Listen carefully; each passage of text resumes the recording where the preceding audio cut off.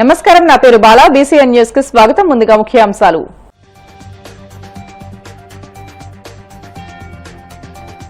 దిగ్విజయంగా పూర్తయిన HAL Dhruv NG తొలి విడత పరీక్ష. భద్రతాపరమైన అన్ని ఆందోళనలకు పరిష్కారం చూపమన్న కేంద్ర పౌర విమానయాన శాఖ మంత్రి రామ్మోహన్ నాయుడు.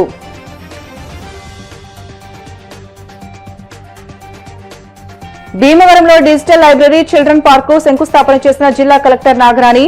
మరో 6 నెలల్లో అందుబాటులోకి రానున్న విజ్ఞాన వినోద కట్టడాలు. మంగళగిరి జనసేన పార్టీ కార్యాలయంలో జనవాణి కార్యక్రమం. ప్రజల నుండి అర్జీలు స్వీకరించిన AP MIDC chairman Chillapalli Srinivas. చట్టాన్ని కాపాడాల్సిన పోలీసులు యథేచ్ఛగా చట్టాలను ఉల్లంఘిస్తున్నారు. YCP legal cell working president Sudarshan Reddy ఆగ్రహం. హిందుస్థాన్ ఏరోనాటిక్స్ లిమిటెడ్ మరో కీలక మైలురాయిని అధిగమించింది. పూర్తి స్వదేశీ పరిజ్ఞానంతో రూపొందించిన ఈ twin engine Dhruv NG helicopter తొలి విడత ప్రయోగం విజయవంతమైంది. ఈ సందర్భంగా కేంద్ర పౌర విమానయాన శాఖ మంత్రి కింజరపు రామ్మోహన్ నాయుడు మాట్లాడుతూ, గతంలో తలెత్తిన భద్రతాపరమైన ఆందోళనలన్నింటినీ ఈ కొత్త వెర్షన్లో పరిష్కరించామని స్పష్టం చేశారు.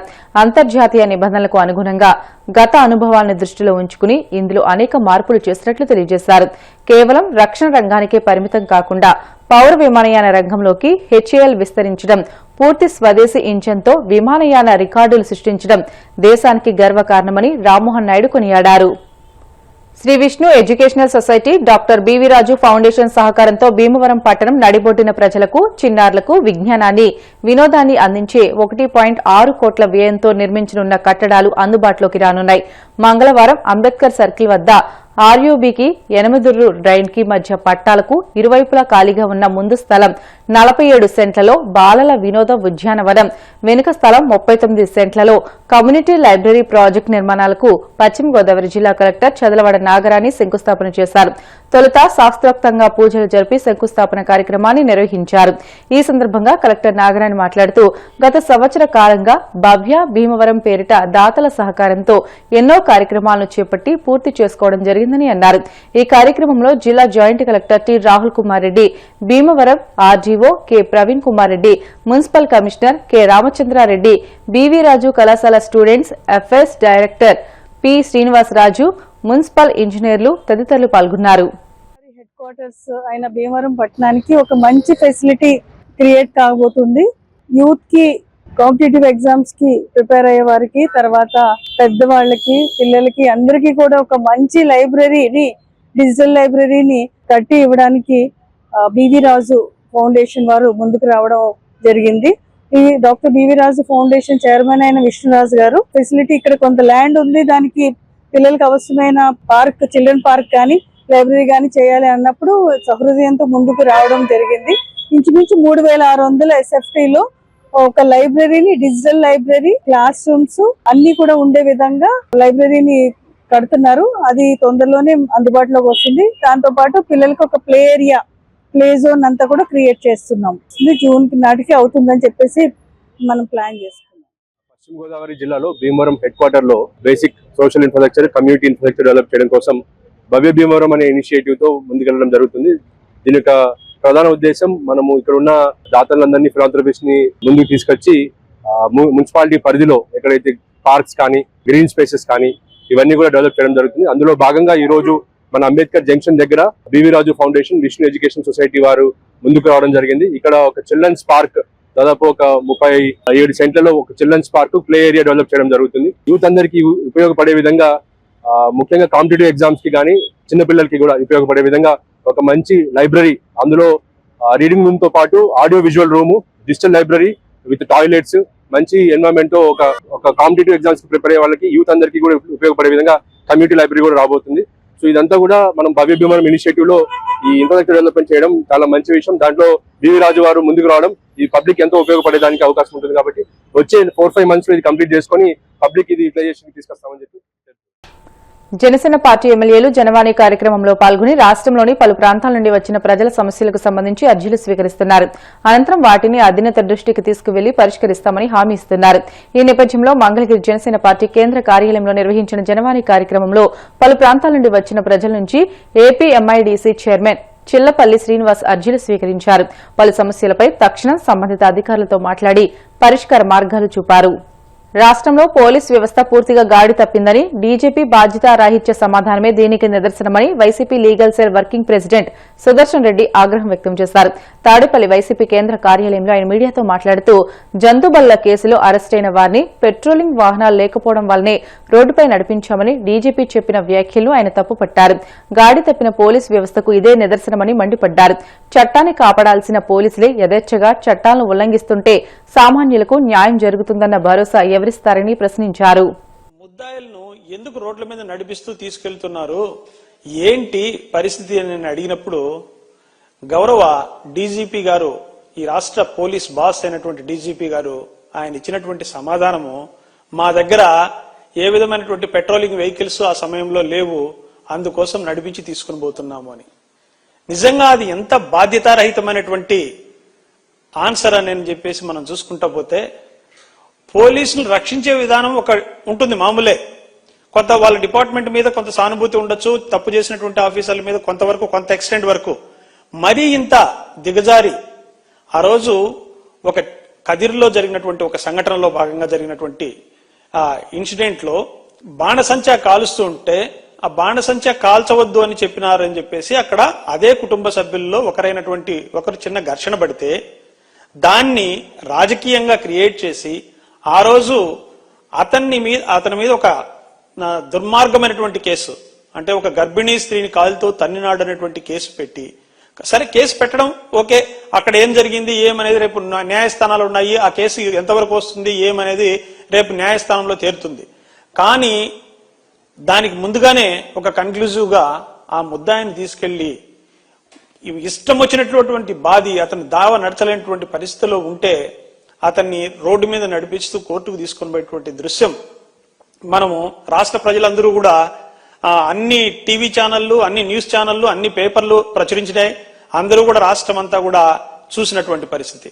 అలాంటి పరిస్థితుల్లో ఒక ముద్దాయిని, అంటే మేము ఇలా చేస్తాము, మాకు చట్టంలో ఉండేటువంటి నియమాలు, నిబంధనలు, కోర్టు యొక్క ఆదేశాలు మాకు ఏవి అవసరం లేదు, మేము చెప్పిందే, మేము చేసిందే కరెక్ట్ అనేటువంటి ధోరణిలో ఈరోజు పోలీసు వ్యవస్థ ఈరోజు ఈ రాష్ట్రంలో నడుస్తుంది. ఇంత బాధ్యతారహితమైనటువంటి పరిపాలన ఈ కూటమి ప్రభుత్వం ఈరోజు కొనసాగిస్తుందంటే ఇది ఎక్కడికి దారి తీస్తుందో ఏమవుతుందో కూడా అర్థం కాని పరిస్థితి.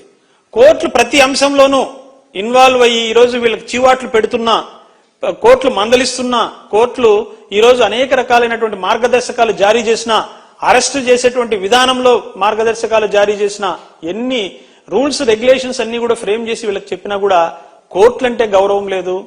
ప్రజాస్వామ్యం అంటే అంతకంటే గౌరవం, ప్రజాస్వామ్యం అంటే ఎప్పుడో కూని అయిపోయింది రాష్ట్రంలో. తర్వాత కోర్టుల మీద, న్యాయ వ్యవస్థ మీద కూడా నమ్మకం లేకుండా ఈ రోజు న్యాయ వ్యవస్థ ఇచ్చినటువంటి ఆదేశాలను, మార్గదర్శకాలను కూడా పాటించకుండా ఈ రోజు పోలీసు వ్యవస్థ ఉంది అంటే ఇంకా ఇది ఎక్కడికి దారి తీస్తుందో అనేది అర్థం కానటువంటి విషయం. ఈ భవిష్యత్తులోనైనా కూడా లా అండ్ ఆర్డర్ను కాపాడే విధంగా చర్యలు తీసుకోండి. ఎన్నో నేరాలు ఈ రాష్ట్రంలో జరిగాయి, ఎన్నో మహిళల మీద వేధింపులు జరుగుతున్నాయి, ఎన్నో రకాలైనటువంటి స్మగ్లింగ్ కేసులు రిపోర్ట్ అవుతున్నాయి, గంజాయి కేసులు, సారా కేసులు అన్ని ఎన్నో విచ్చలవిడిగా జరుగుతున్నా కూడా వాటన్నిటి మీద ఎక్కడా కూడా ఫోకస్ చేయడంలా. ఓన్లీ ఒకటే, పోలీసులు సోషల్ మీడియాలో ఎవడైనా పోస్టులు పెడితే వానికి పెద్ద పనిష్మెంట్, జగన్మోహన్ రెడ్డి వేడుకలు జరిగితే వాడిని పెద్ద పనిష్మెంట్, వానికి వీధుల మీద నడిపించడము, వాళ్ళని కొట్టడము, తిట్టడము, 3rd డిగ్రీ మెథడ్ ప్రదర్శించడము ఇవన్నీ జరుగుతుంది. మరి ఎందుకోసం ఇలాంటి దుర్మార్గమైనటువంటి చర్యలకు ఈరోజు పోలీసు వ్యవస్థ పాల్పడుతుందో అర్థం కానటువంటి పరిస్థితి రాష్ట్రంలో నెలకొంది. ఇది ప్రజాస్వామ్యంలో ఇది మంచిది కాదు అని చెప్పేసి కూడా తెలియజేస్తూ, ఇలాంటి సంఘటనలు నిజంగానే ఇలానే జరుగుతూ పోతూ ఉంటే ఏదో ఒక రోజు పోలీసుల పైన కూడా తిరుగుబాటు వచ్చేటువంటి పరిస్థితి ఈ రాష్ట్రంలో ఉత్పన్నమయ్యే విధంగా ఉందని చెప్పేసి కూడా తెలియజేస్తున్నా. ఏలూరు జిల్లా ఉంగుటూరు నియోజకవర్గ వ్యాప్తంగా వైసీపీ శ్రేణుల ఆధ్వర్యంలో మాజీ ఎమ్మెల్యే, వైసీపీ పీఏసీ సభ్యుల పుప్పాల వాసుబాబు జన్మదినోత్సవ వేడుకలు ఘనంగా నిర్వహించారు. ఈ మేరకు చేబ్రోలు ప్రాథమిక ఆరోగ్య కేంద్రం వద్ద చేబ్రోలు గ్రామ పార్టీ ఆధ్వర్యంలో కేక్ కట్ చేసి స్వీట్లు పంచారు. వృద్ధులకు పండ్లు పంచి మొక్కలు నాటారు. ఉంగుటూరు గ్రామంలో పార్టీ బీసీ సెల్ సంయుక్త కార్యదర్శి పెనుగొండ బాలకృష్ణ ఆధ్వర్యంలో రక్తదాన శిబిరాన్ని ఏర్పాటు చేశారు. కార్యక్రమంలో వాసుబాబు సోదరులు పొప్పాల చిన్నబాబు హాజరై రక్తదాన శిబిరాన్ని ప్రారంభించారు. వృద్ధులకు దుప్పట్లు పండ్లు పంచారు. పెనుగొండ బాలకృష్ణ సుమారు 3 లక్షల రూపాయలతో సమకూర్చిన వాటర్ ట్యాంకర్ను గ్రామానికి అంకితం చేశారు.